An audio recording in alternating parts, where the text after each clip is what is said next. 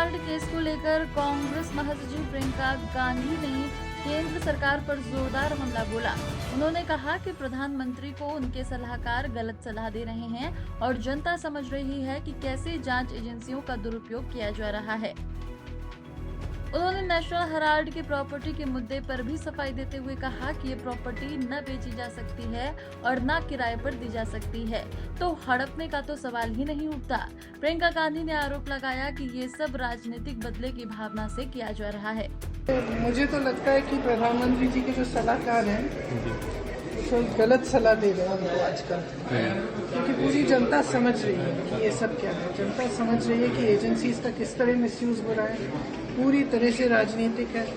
मैं सोच रही थी कि आमतौर से चुनाव के एकदम पहले ये सब कार्रवाई शुरू होती है, तो अब आजकल क्या रीज़न है पता नहीं, शायद उनको गलत सलाह मिल रही है, क्योंकि जनता सच्चाई देख रही है। हम कहा जा रहा है कि बार बार आप बुला रहे हो, फिजूल की बातों पे बुला रहे हो। ये कोई सवाल है मेरे पति से आप पूछ रहे हैं कि आपने 17 साल पहले अपनी माँ को 4 लाख रुपए क्यों दिए? जी, ये कोई सवाल है? मतलब इस तरह के फिजूल के सवाल हैं। नेशनल हेराल्ड पे भी ये सब पब्लिक के सामने है। टाइमिंग आपको लग रहा है? जब ये कहते हैं कि आपकी ये आपने इतनी हजारों करोड़ की प्रॉपर्टी आपने हड़पी है, तो मतलब क्या है? प्रॉपर्टी आपकी होनी चाहिए अगर आपने हड़पी है।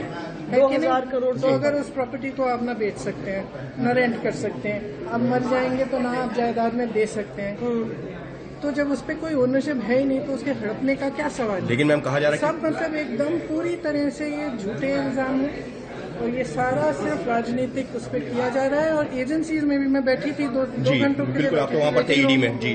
जो भी वेटिंग रूम में था मैं पूछ रही थी भाई आप किस लिए आए हैं, आपको किस लिए बुलाया, और एक के बाद एक यही आंसर है, या तो एक्सटॉर्शन के लिए बुलाया या पॉलिटिकल केस है।